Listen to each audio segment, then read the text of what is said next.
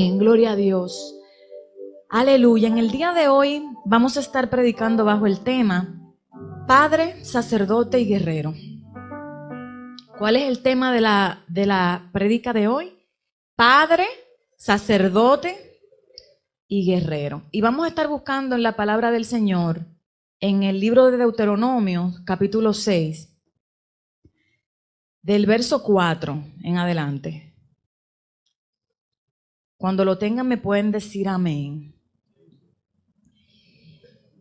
Deuteronomio capítulo 6, verso 4 al 7. Y también vamos a estar leyendo Deuteronomio capítulo 11, del 18 al 20. ¿Lo tienen? Amén. Oye Israel, Jehová nuestro Dios, Jehová uno es. Y amarás a Jehová tu Dios de todo tu corazón y de toda tu alma y con todas tus fuerzas. Y estas palabras que yo te mando hoy estarán sobre tu corazón y las repetirás a tus hijos y hablarás de ellas estando en tu casa y andando por el camino y al acostarte y cuando te levantes.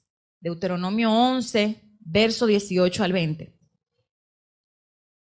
Por tanto, pondréis estas mis palabras en vuestro corazón y en vuestra alma, y las ataréis como señal en vuestra mano, y serán por frontales entre vuestros ojos, y las enseñaréis a vuestros hijos, hablando de ellas cuando te sientes en tu casa, cuando andes por el camino, cuando te acuestes y cuando te levantes, y las escribirás en los postes de tu casa y en tus puertas. Amén. Pueden sentarse. Gloria a Dios. Tengo que reconocer que la última vez que me tocó predicar, el Espíritu Santo me reprendió. Me reprendió y ponía en mi corazón que debo dejar de excusarme con la iglesia por la palabra que Él me da. Que el mensaje no es mío, que el mensaje es de Él. Y si alguien tiene algún reclamo tocante al mensaje, no tiene que hablar con el mensajero, tiene que hablar con el dueño del mensaje. Y le dije al Espíritu Santo que me perdonara y que no lo volvía a hacer. Y que a partir de ese momento yo iba a hablar lo que Él me pusiera en la boca, sin excusarme, porque el mensaje no es mío. Padre, sacerdote y guerrero. En el libro que se llama Pastoreando el corazón de tu hijo, el hermano Ted Tripp pone un paralelismo que me resulta bastante interesante para un día como hoy de los padres. El hermano dice que el corazón de un hijo es como concreto mojado y que los padres tienen un periodo de tiempo muy corto para edificar lo que ellos quieran construir en la vida de sus hijos antes de que el cemento se seque. Para mí, este paralelismo tiene un significado tremendo, porque me hace entender que como padre es urgente que yo edifique lo que yo quiero edificar en el corazón de mi hijo. Porque llega un momento donde ese concreto se seca y ya no hay más nada que yo pueda hacer.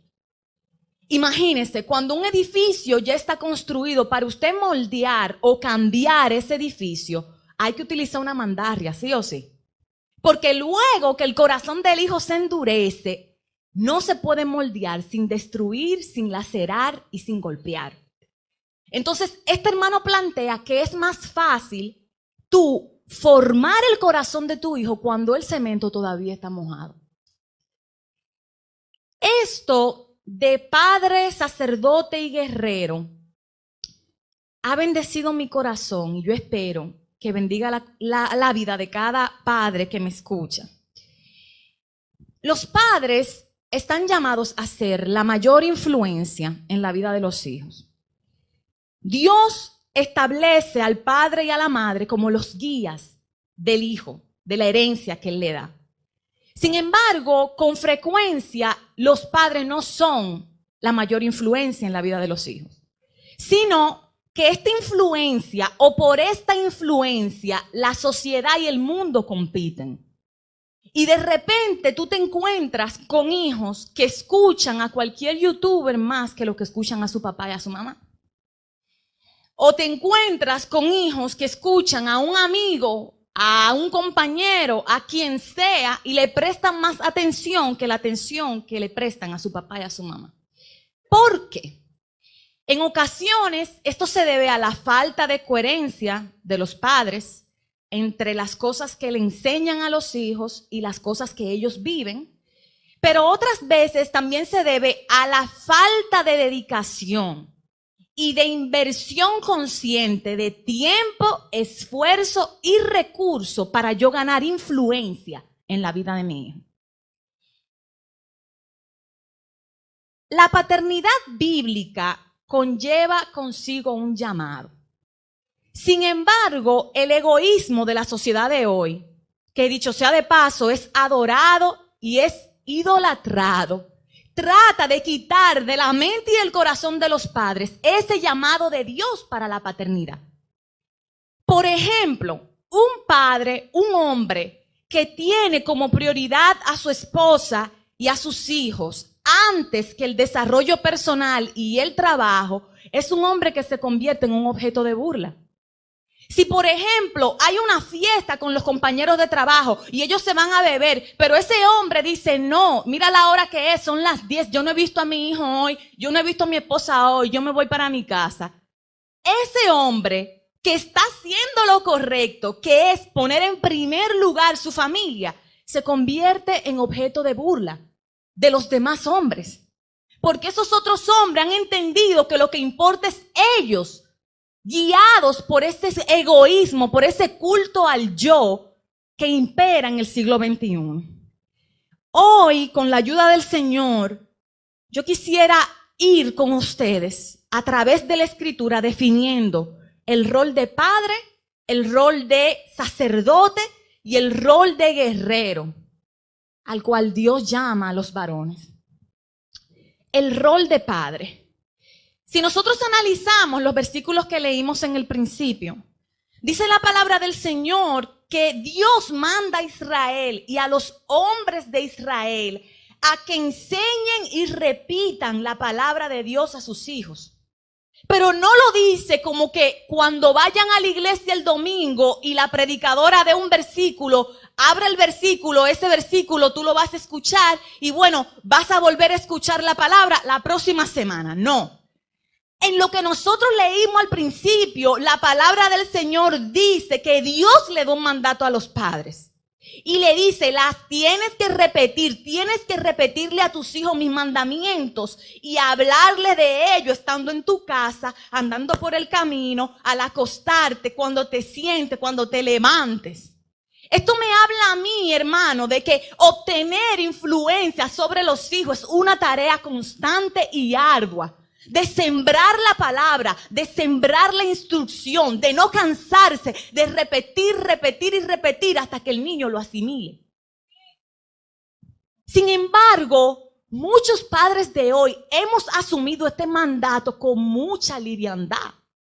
Y creemos que la responsabilidad de transmitir los valores bíblicos son del pastor, son de la iglesia, son de las maestras de escuela bíblica, pero no. Aquí yo puedo ver claramente que Dios espera que a quien Él le da la herencia sea el responsable de enseñar la palabra, de sembrar la palabra.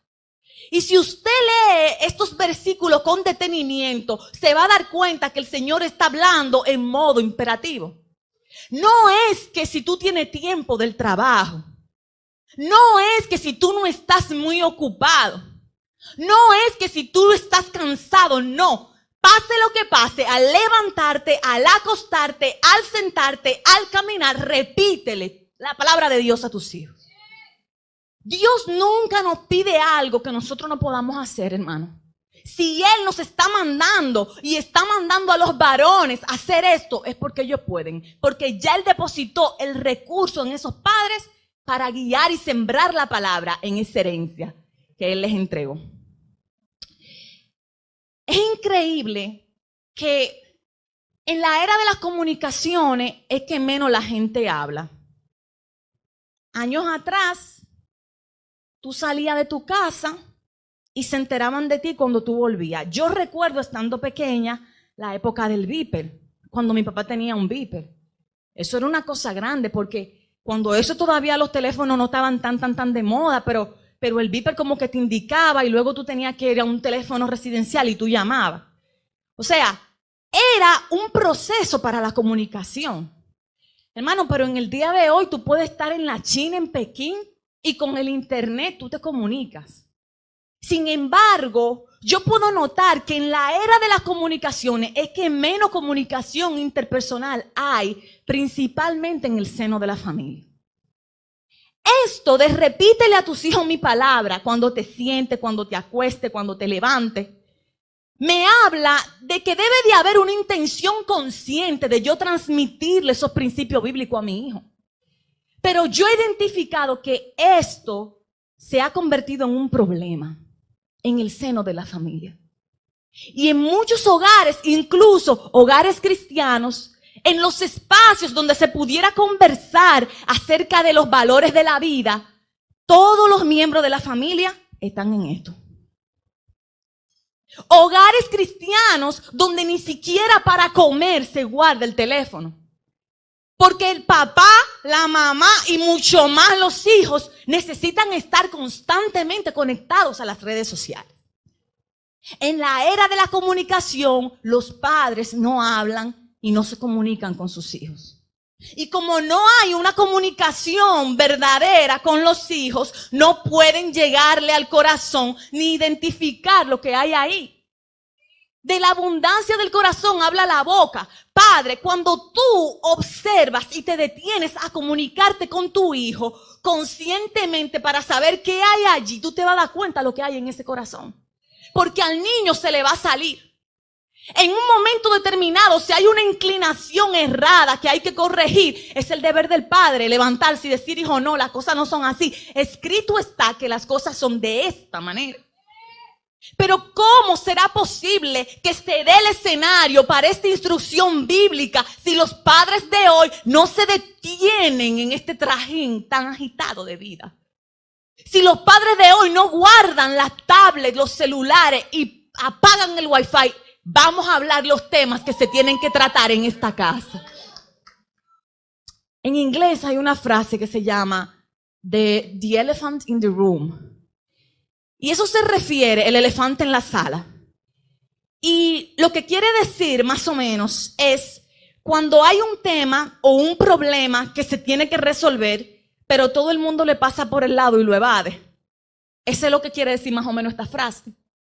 Así hay muchos hogares donde hay temas cruciales de la familia, de los hijos, de la crianza, desacuerdos, heridas que se han hecho, que se quedan como el elefante en la sala sin resolver. Y el hijo pasa por un lado y el problema está ahí, pero el hijo no aborda el tema. Pero la mamá también sabe que hay un problema, que hay una situación, pero tampoco ella aborda el tema. Y el papá, que es el varón, que es el líder, sabe que ese tema está ahí, pero también ignora el tema. Y se van llenando los hogares de elefantes en la sala. De situaciones, de problemas que terminan siendo una bomba atómica, hermano, porque se quedan ahí callados, ocultos, y lo que hacen es dañar y destruir. Alabado sea el Señor. Es necesario que los padres de hoy se comprometan a establecer límites y directrices en el hogar. Es necesario que usted como padre se levante y le diga a su hijo cuáles son los pasos que él debe de dar. Hay un ejemplo, y quisiera que vayan conmigo en la escritura.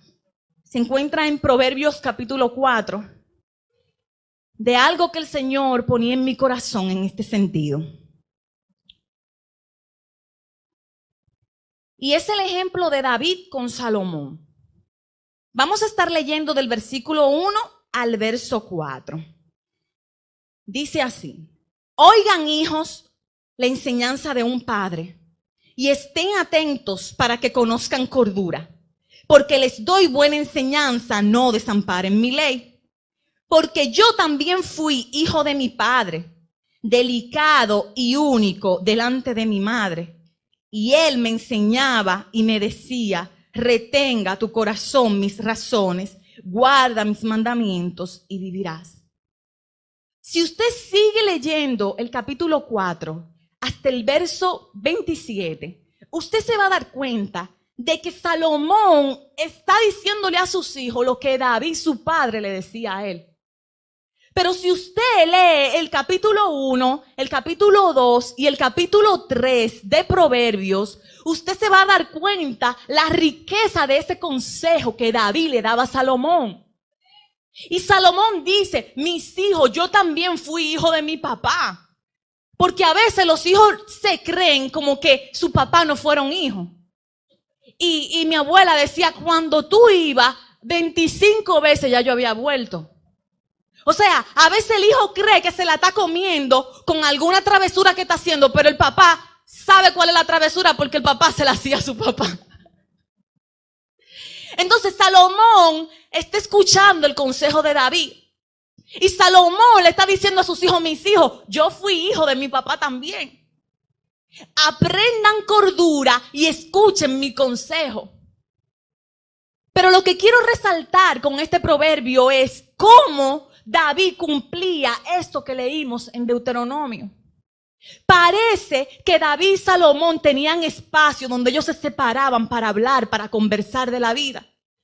Y en esos espacios David se encargó de hablarle a Salomón de todos los temas.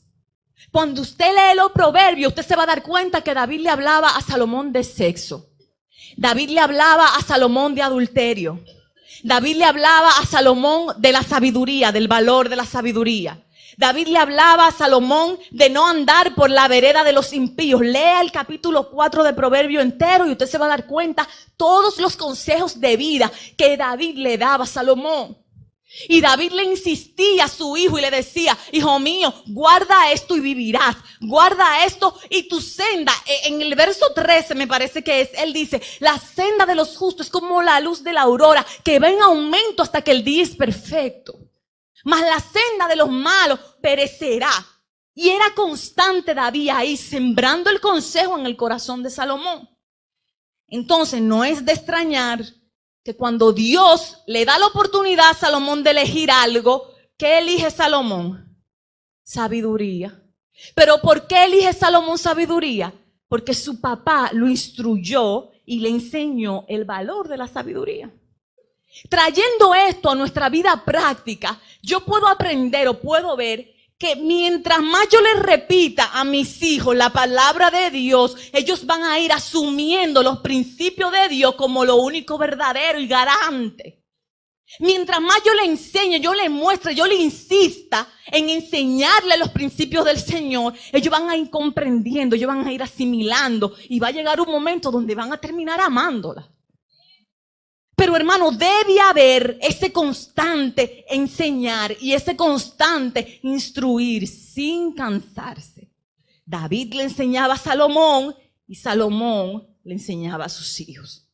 Estamos en el rol de padre. Quisiera que vayamos ahora a Colosenses 3, versos 18 y 21, y ahí nos vamos a detener para ver algunas cosas más. ¿Lo tienen? Colosenses 3, 18, 21. Y antes de entrar en Colosenses, yo quisiera referir así, parafraseando, la historia del papá del hijo pródigo. Yo creo que en esta historia hay muchas cualidades de este padre que ustedes como padres pueden imitar. Por ejemplo, el papá del hijo pródigo allá en Lucas 15 fue un papá misericordioso. Fue un papá, ¿qué más? Amoroso. Un papá que dio segundas oportunidades, ¿verdad? Un papá que dejó pasar la falta. Un papá que entendió la inmadurez de su hijo. Un papá que no le restregó en la cara el error, sino que lo recibió y trató de cubrir el error. Un papá que aceptó la disculpa y restituyó a su hijo. Hay muchas cosas que se pueden sacar del papá del hijo pródigo. Pero una de las cosas que yo creo que fueron un error de él como padre fue su actitud y su silencio frente al hijo que era bueno. A veces los padres cometen ese error. Hay un hijo que es carpetoso, hay un hijo que es travieso, o hay un hijo que es enfermoso, y hay otro hijo que se la busca solo y que está bien. Sin embargo, el papá solamente le presta atención al hijo carpetoso. ¿Qué cosa? Y de repente hay un silencio con relación a las cosas que le pasan al hijo bueno. Y yo he tenido la oportunidad de hablar con jóvenes en el tiempo que tengo como consejera de jóvenes que se sienten completamente ignorados por sus padres, siendo ellos los hijos buenos. O sea, el hijo que obedece, el que hace la tarea, el que saca buena nota, y el papá desvelado por el otro hijo, por el malo, por el que se está quemando. Entonces, un error que yo puedo señalar del papá del hijo pródigo fue su silencio al reconocer o no reconocer al hijo mayor. El papá del hijo pródigo debió también dedicarle tiempo a su otro hijo. En la mayoría de las prédicas yo solamente escucho, ay, qué malo era el hermano mayor que no aceptó a su hermanito, pero hay que irse al seno de ese hogar. Hay que irse y ver cuando él quizá tenía grandes cosechas y venía con cosecha y encontraba a su papá llorando por su otro hermano. Hay que ver cuando él quizá quería hablar con su papá y su papá fuera en el horizonte esperando que llegara el otro hijo. Hay que ponerse también en el zapato del hijo mayor, y es un error que como padres tenemos que cuidarnos de cometer. De tus hijos hay algunos que son débiles en algo y otros que son fuertes. Hay algunos que dan problemas y otros que están bien. Pero incluso ese que está bien necesita de tu atención.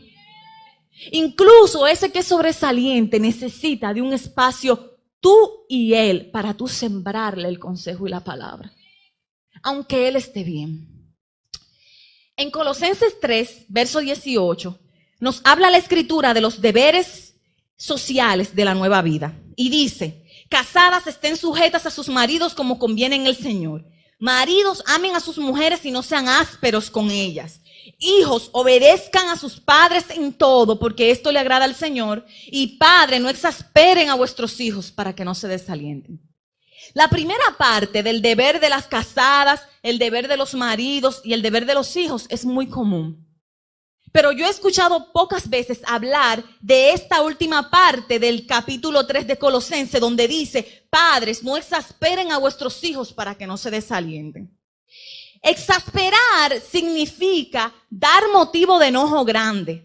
Un sinónimo de exasperar es irritar, lastimar una parte delicada del ser interior, enfurecer, enfadar, o un enfado o ira que puede estar provocado por indignación, impotencia, injusticia o bochorno. También por irrespeto. Eso significa exasperar, todo eso. Y desaliento significa quitar el ánimo de hacer algo, falta de fuerzas o ganas para emprender o realizar. Cuando la escritura me dice aquí, padres, no exasperen a sus hijos, me está diciendo no le dé motivo de enojo grande por causa de injusticia, bochorno, vergüenza o irrespeto, para que no se desaliente, para que no se le quite el ánimo de servir a Dios y obedecer. Muchos padres cristianos han cometido el error de exasperar a sus hijos. Y terminan convirtiéndose ellos mismos en los verdugos de la fe de sus hijos. Hijos que hoy tienen el corazón herido y se sienten enojados con la iglesia, se sienten enojados con Dios, se sienten enojados. Pero es porque los padres han sido malos representantes de la fe. Hermano, tú puedes ser un instrumento. Padre que me escucha, tú eres la mayor influencia, tú puedes ser la mayor influencia para que tu hijo se enamore de Cristo. Pero también puedes ser la mayor influencia para que él odie la iglesia. Los padres necesitamos que Dios nos dé sabiduría para nosotros poder aprender a poner cada cosa en su justo lugar y no cometer este error que hiere la fe de los hijos. Muchos padres están presentes físicamente y materialmente, pero emocional y espiritualmente están completamente ausentes. Y esto manda un mensaje al niño con relación a cuáles son las prioridades en la vida del padre. Mire, yo he predicado en diferentes escenarios, pero el mes pasado me tocó predicar en el escenario más difícil de mi vida. Y fue en la clase de niños de 5 a 11 que me invitaron un domingo a predicar. Hermano, yo no hallaba cómo entrarle a esos niños. ¿Por qué esos niños usted cree que no saben y saben más que usted? Cuando yo le pregunté quiénes sabían de la ideología de género, eso me dieron un curso de lo que era la ideología de género. Y estábamos hablando ahí, en un momento yo pregunto, porque quería orar, mi esposo y yo estábamos dando la clase, ¿cuáles niños no se sienten amados por sus padres? Y algunos niños levantaron la mano y ahí le estábamos hablando de que tienen que orar por sus padres para que sean salvos. Entonces, en esa discusión con los niños, levanta la mano un niño de 8 años y me está comentando algo. Y yo le pregunto al niño, ¿y tu papá es cristiano? Y oiga la respuesta del niño, me dice, mi papá, más o menos. Hermano, que un niño piense que su papá es más o menos cristiano, me da mucho que pensar. Eso me hace pensar que el papá a veces se comporta como cristiano y a veces no. Entonces el niño lo identifica y lo distingue de esa manera. Mi papá es más o menos cristiano. No voy a dar más detalles del niño porque cuando viene a ver, el papá está aquí sentado. Entonces, seguimos predicando. Padres que en el hogar dan prioridad a lo terrenal y minorizan o no prestan la debida atención al compromiso espiritual, terminarán formando hijos de fe débil, hijos indiferentes que solamente están esperando ponerse grandes para irse y hacer lo que ellos quieran. Hermano, y vamos a traer eso a la práctica. Yo conozco y yo he escuchado, por ejemplo, padres cristianos que hablan mentira. Padres que repiten un cuento y dicen las malas palabras que lleva el cuento. Padres que se ríen de comentarios de doble sentido. Padres que ven en la televisión, padres cristianos, que ven en la televisión series y programas con escenas pecaminosas y esto es su vía de entretenimiento. Y mientras los padres se conducen de esta manera, los niños los están observando. Padres que actúan con hipocresía, que critican la iglesia, a los pastores, al predicador, el mensaje, el culto, los hermanos. Padres que critican hasta el pan de la Santa Cena porque estaba muy desabrido. Y mientras están en este discurso constante de crítica y de murmuración, los hijos los están escuchando. Y le están enseñando a los hijos esos mismos patrones irreverentes de conducta. Están fracasando en esa tarea de repetir y transmitir el legado de fe a la próxima generación. Mis hijos asimilarán la fe en Jesucristo con el mismo compromiso y coherencia que yo lo asuma o con el mismo desdén y relativismo que yo se lo presente. ¿Cómo mi hijo va a entender el evangelio? De la manera que yo se lo presente. Si yo se lo presento a él como una fe religiosa, una serie de reglas que se cumplen o una postura que tomamos cuando vamos a la iglesia, así mismo él lo va a asumir con su compañero y en su vida. Pero si yo le enseño a él que la palabra de Dios es la guía y que yo necesito a Jesucristo para yo estar viva, para yo estar bien, que lo más grande es ser lleno del Espíritu Santo. Si yo le enseño a él la pasión por el reino, aunque él esté rodeado de tinieblas, resplandecerá como la luz de la mañana. Pero ese es mi deber, esa es mi responsabilidad como padre. Ahora entremos al rol de sacerdote. Y el pastor estuvo hablando un poquito de eso ahorita. Este rol de sacerdote, con el auge del feminismo, ha sido fuertemente atacado. Recuerden que estamos hablando de padre, sacerdote y guerrero. El feminismo ha atacado este rol de sacerdote. Ya leímos en Colosenses 3 que dice la palabra que los maridos deben de tratar a sus mujeres bien y no ser ásperos con ellas, que las mujeres deben de someterse a los maridos y respetarlos y que los hijos deben obedecer. O sea, la misma escritura me establece cuál es el nivel, el orden, la estructura que debe hacer funcionar la familia. Todo lo demás es un invento y no funciona. Entonces, ese orden que establece en Colosenses 3 pone al hombre como el líder natural, como la cabeza del hogar, como el proveedor del hogar, y a la mujer como la ayuda idónea y soporte del hombre mientras guían a la familia a su propósito en Dios. Sin embargo, el mundo ha tratado de trastornar esta concepción de familia y se ha esforzado en cambiar la manera de pensar del hombre para, cambiando el pensamiento, cambiar también la conducta. Estamos aquí, me están siguiendo, iglesia. Vamos a hablar un poco de la descripción del problema. ¿Cuál es el problema? Yo, a la luz de lo que veo en la palabra y veo en la sociedad, entiendo que parte del problema en el hombre desempeñar su rol de sacerdote es que la mujer no quiere respetar a nadie. Las mujeres no quieren someterse. Las mujeres se creen la reina del universo. Y como decía el pastor ahorita, la idea de mujer abnegada que lucha por el matrimonio y por los hijos ya pasó a la historia. A veces son las mismas mujeres irrespetuosas que dañan la imagen del padre frente a los hijos, criticando al papá en la ausencia del papá. Entonces, cuando el papá viene y corrige al hijo, el hijo tiene en la mente lo que su mamá le dijo. Ese papá tuyo, ¿qué es lo que se cree tan abusador? Si la que está faja aquí en la casa soy yo. Entonces, el niño se cierra la mente y el corazón porque ya hay sembrado un atentado contra el sacerdocio masculino en esa casa. Las mujeres se han dejado engañar, hermanos. Y yo no estoy hablando solamente de las mujeres del mundo. Yo estoy hablando de las mujeres de la iglesia. Yo noto muchas hermanas que son sumamente irrespetuosas con sus maridos. Dejan a los esposos con la palabra en la boca. El esposo le está hablando y ellas voltean y siguen adelante como que no está hablando nadie. El esposo emite una opinión y es como que nadie habló. En esa casa no se hace lo que dice el esposo porque la mamá no permite, no le da el lugar de liderazgo y preponderancia a ese hombre.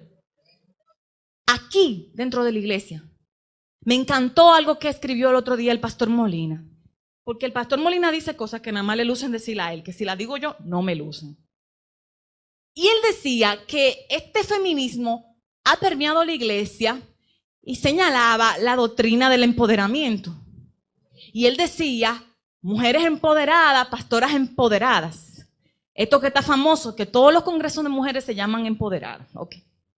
Y yo me ponía a pensar y yo decía, esto de empoderada debería de cambiarse el término de empoderada por poseída.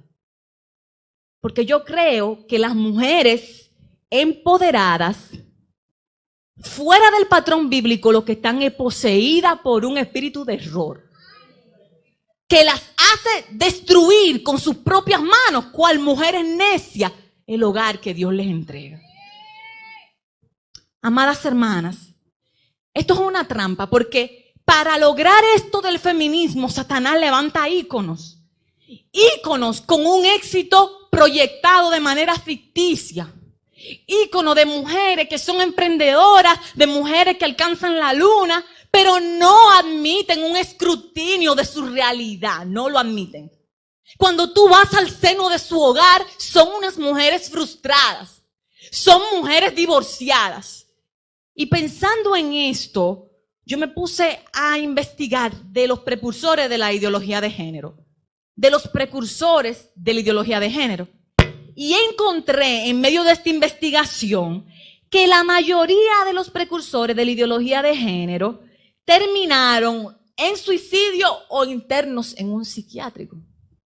Porque eran personas que tenían un fuerte odio hacia la figura del padre. Dentro de ese grupo también habían pedófilos, habían drogadictos y habían personas con diferentes tipos de traumas. O sea, quien inició esto de la ideología de género tenían problemas aquí, en el coco, hermano. Y eso yo no lo investigué en una revista cristiana, eso está en el internet, búsquelo. En fuentes seguras. Cuando analicé, por ejemplo, la vida de Margaret Sanger, de Michelle Foucault, Margaret Mead y hay una que se llama Shulamit Firestone. Todas ellas terminaron suicidadas. Precursoras del feminismo. Entonces, Satanás te trata de quitar el modelo bíblico, pero te pone un modelo que es ficticio, hermano. Yo estaba viendo el otro día este argentino científico político que estuvo en estos días aquí en el país, Agustín Laje, una entrevista que él estuvo sosteniendo, que casi no lo dejaron ni hablar porque fueron bastante mal educados los entrevistadores, no sé si la vieron ustedes, con un panel de periodistas de aquí, incluyendo nuestra flamante representante en el Congreso Nacional, la diputada Faride. Y él estaba hablando de lo tonto y anticientífico que es la ideología de género. Él decía que hay factores biológicos que señalan diferencias que son notorias, o sea, fuera de la fe. Hay factores biológicos, fisiológicos, que distinguen a la mujer del hombre. Y ahí se armó un revolú. Y yo me puse a pensar. Ella decía, bueno, ella estaba defendiendo el aborto porque ella decía que muchas mujeres aquí en el país mueren porque se hacen aborto sacándose al bebé con una percha. Ese era uno de sus argumentos. Entonces me encantó la forma en que este señor le decía, ok, pero deme los datos, búsqueme los números, ¿dónde están las estadísticas? ¿Cuál es el problema? O sea, y ella trataba de rebatirle y combatirle y no le pudo dar, hermano, un argumento científico. Se pusieron a discutir que casi no lo dejaban hablar, pero ninguno pudieron dar un argumento válido. Y él decía, ok, les quiero escuchar, denme sus argumentos. Uno no pudieron dar acerca de la logicidad y de qué tan científico es esto de la ideología de género. También en estos días estuve viendo una cuenta social de la segunda mujer más importante del país. Y ella, cuando estaban discutiendo lo de la resolución 33-2019, se puso a defender esto a capa y espada, hermano. Y ella decía que por la sociedad dominicana ser una sociedad tan machista es que las mujeres están marginadas. Y yo después me sentí mal de que no le respondí, porque yo debí de responderle. El hecho de que tú tengas un matrimonio fracasado, el hecho de que tu esposo tenga a otra mujer mudada, el hecho de que tú no tengas victorias familiares que exhibir, no te da el derecho de enseñarle eso a mis hijas, aunque tú estés en el poder. Hermano, Satanás levanta estos íconos y los establece en lugares de poder para que tengan influencia. Pero el resultado cuando tú los sopesas es muerte. Estas mujeres están deprimidas y frustradas y lo que se ve por fuera es solo una fachada. Si yo estoy bien con mi marido, si yo estoy feliz, ¿por qué tú quieres imponerme que yo me rebele?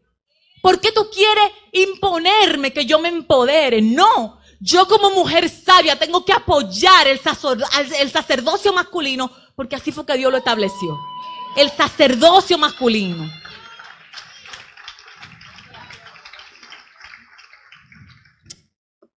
Hermanos, ya voy a pasar al último punto. Todo esto ha sumergido a los varones en un limbo de identidad, en tristeza, en inseguridad, en un sentido de repudio. Y a esto se debe en gran parte el auge de la homosexualidad. Los temas tradicionalmente que daban identidad al género masculino han sido eliminados y son vistos como algo malo. Por ejemplo, el cortejo. Anda discutiéndose ahí el tema de poner por el hecho del acoso sexual como una infracción a la ley los piropos. Y yo no le estoy invitando a usted ser un sinvergüenza como el hombre de la calle, pero que un hombre le diga a una mujer qué elegante te ves, yo no le veo nada de malo. Sin embargo, esto es una plataforma para que siga el auge de la homosexualidad. ¿Lo pueden ver, iglesia? Hermano, han tratado de eliminar todo lo que representa la masculinidad. Y hay ejemplos sencillos de esto. La industria del entretenimiento y de la moda está diseñando todo para estilizar a los hombres y quitarle la masculinidad. Voy a mostrarle ejemplos prácticos. Nosotros tuvimos que andar la capital entera para encontrar un pantalón del hombre el otro día, mi esposo y yo. Porque todos los pantalones que hay en las tiendas son unisex, hermanos. Si se lo quiere poner una hembra, se lo pone. Y si se lo quiere poner un varón, se lo pone. Y al último sitio que fuimos, mi esposo le dijo, oye lo que te voy a decir. Necesito un pantalón de hombre. Si tú tienes que ir a los almacenes viejos, vete y búscalo. Pero yo necesito un pantalón de hombre. Y ahí fue, está bien, señor, el hombre. Porque el hombre estaba confundido. Y le trajo un pantalón de hombre. Es que eso ya no se vende, le decía él a mi esposo. Eso ya no se vende. Póngase a pensar, por ejemplo, en el auge de los hombres sacándose la ceja ahora. Hay una de hombre, incluso predicadores, sacándose la ceja, más fina que la ceja mía. Pero usted sabe lo que hace la ceja, no es que sea pecado, es que sacarte la ceja te pone la mirada femenina. Analice cuáles son las modas de hoy, arete y trenza con cabello largo. Analice, hermano, qué es lo que está sacando la moda y el entretenimiento. Es un atentado en contra de la masculinidad. Yo estaba escuchando en la radio un anuncio que era para el Día de los Padres. Y una mujer con una voz muy seductora, oigan cuáles son los regalos del Día de los Padres. Faciales, depilaciones. Yo iba a entrar en pánico. Yo entré en pánico. Y venga, porque papá también se va a consentir. Masajes. Yo me quedé escuchándola así. Oh, Señor. Hermano, es un atentado contra la masculinidad. Los hombres de ahora no quieren parecer masculinos. Usted ve que se pintan las uñas, se pintan los labios, se hacen faciales. Todo atenta con la idea tradicional de machismo, hermano. De ese macho masculino con pelo en el pecho, tradicional.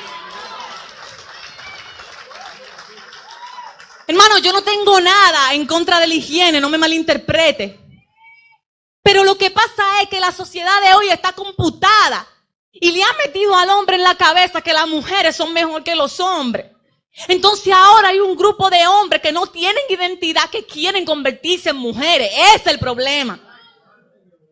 ¿Por qué? Porque en la sociedad no se le está dando el espacio a que desarrolle ese liderazgo que Dios le ha designado.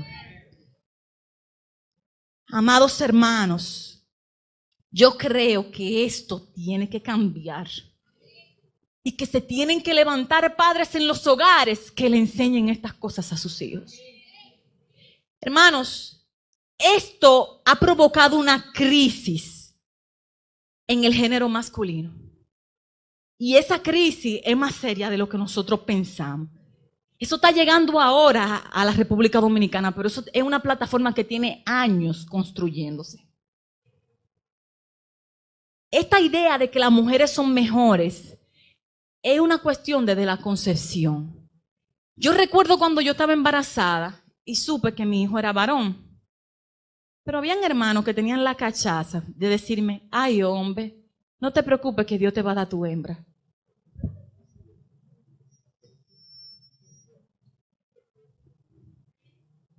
Hermano, usted se ríe. Es que la sociedad está computada que las mujeres son mejores que los hombres. Porque es un discurso que se viene sembrando desde hace tiempo. Y recuerdo que en esta misma semana amonesté a una hermana y le dije, hermana, si yo salgo embarazada de nuevo y Dios me da un varón, yo voy a estar feliz. Suéltame en banda con el tema de la niña. Suéltame en banda. No tengo nada en contra de que si sea hembra o que sea varón, pero veo que esta preferencia inclinada por la hembra tiene mucho que ver con los pensamientos de superioridad del feminismo. Y eso la Iglesia de Jesucristo tiene que detenerlo. Alabado sea el Señor. Hay que entender la incidencia de la ideología de género en la desintegración familiar. Es un efecto dominó. Se rompe el diseño original, Se queda una generación completa sin estructura familiar y sin norte. Los jóvenes no saben qué hacer, ni en qué creer, no tienen guía, no tienen modelos claros. Y de ahí la importancia de que los padres cristianos, hoy más que nunca, se levanten y asuman sus roles de padres, sacerdotes y guerreros. Dios diseñó al hombre y a la mujer diferentes, hermanos. Estrógeno y testosterona. Óvulos y espermatozoides. Cromosoma X, cromosoma Y. Los hombres con más pelo y una con textura física más fuerte, la mujer más delicada. Por ese sello de identidad que desde la concepción nos es dado, es que nosotros sabemos biológicamente cómo es que nos tenemos que conducir.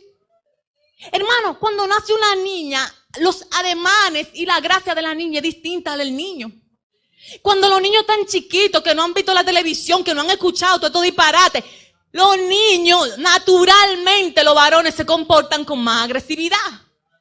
El mío se trepa, hermano, se trepa por todos los lados y lo hace en modo avión, en silencio. Hermano, ni cuenta me doy y está desarmando algo por ahí. Es parte de su naturaleza masculina. Las niñas tienen otra naturaleza porque Dios le puso a ella otra naturaleza. Entonces yo no entiendo cuál es el problema de que seamos diferentes en rol, igual en dignidad. Los dos hechos a la imagen de Dios. ¿Cuál es el problema? Hermanos, el género no es una construcción sociocultural.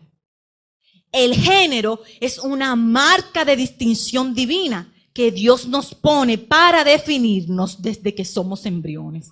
No podemos asumir esto de que el género es una construcción sociocultural. Quiero terminar con el rol de guerrero. Vamos a Nehemías 4 y con esto termino por el día de hoy. Ustedes se ríen. Nehemías 4. ¿Lo tienen? Vamos a leer el versículo 1, el versículo 9 y el versículo 14. Y cerramos con el rol de guerrero. Precauciones contra los enemigos. Verso 1. Cuando oyó Sanballat que nosotros edificábamos el muro, se enojó y se enfureció en gran manera, e hizo escarnio de los judíos. Verso 9. Entonces oramos a nuestro Dios y por causa de ellos pusimos guarda contra ellos de día y de noche. Verso 14. Después miré y me levanté y dije a los nobles y a los oficiales y al resto del pueblo, no teman delante de ellos. Acuérdense del Señor grande y temible y peleen por vuestros hermanos, por vuestros hijos, por vuestras hijas, por vuestras mujeres y por vuestras casas.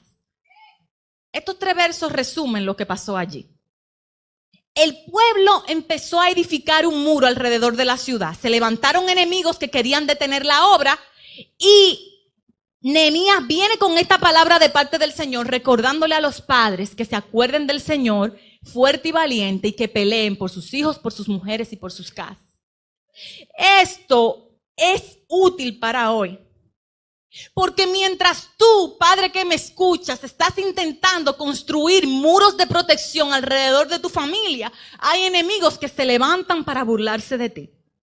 Mientras tú estás procurando hacer lo correcto en tu matrimonio y en tu hogar, hay enemigos que se levantan para burlarse de ti.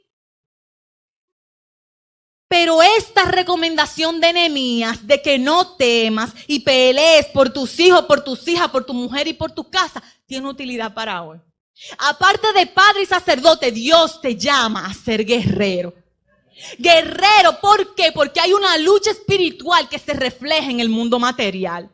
Tú no tienes batalla con tu hijo, con tu mujer. El pleito no es con tu hijo, con tu mujer. El pleito es contra principados, contra potestades, contra huestes espirituales de maldad que vienen detrás de tu familia y de tu matrimonio para destruirlo, hermano. Entonces no es tiempo de distraerte, es tiempo de levantarte como guerrero y ponerte toda la armadura de Dios. Hermanos, yo sé que muchas de las condiciones de la paternidad actual no son condiciones ideales.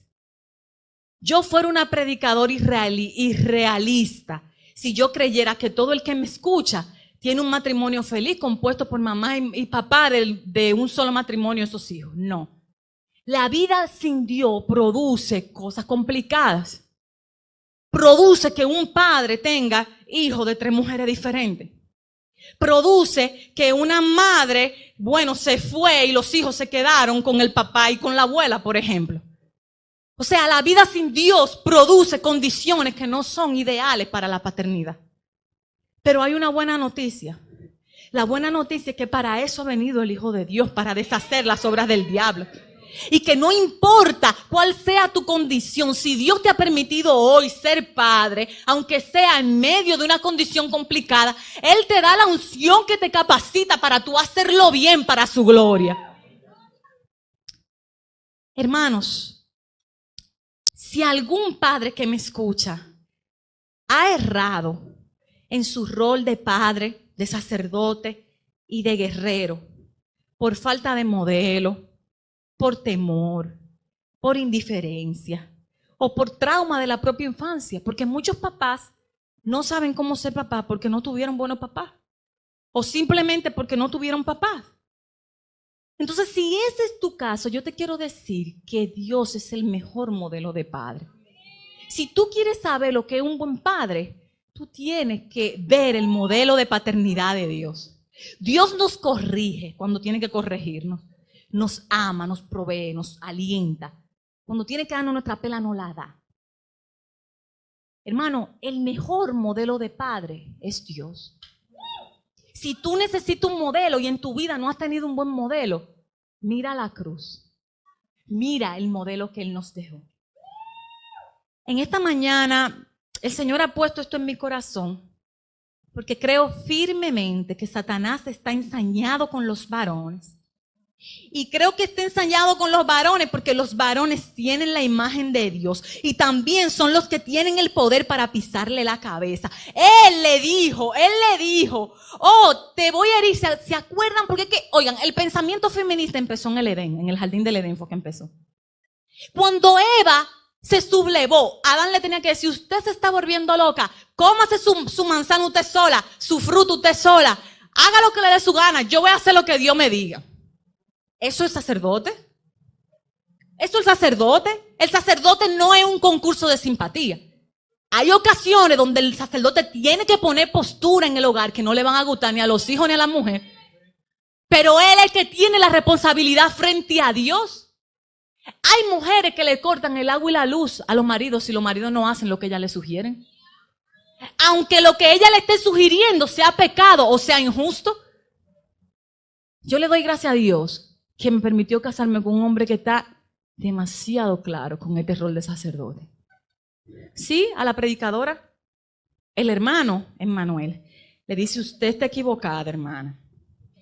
Eso que usted está haciendo no es así. Tenemos puntos de vista diferentes porque tú estás caminando en error. Tú tienes que orar mejor. Ora mejor para que el Señor te dé discernimiento. Sí, mi esposo, porque él es un sacerdote.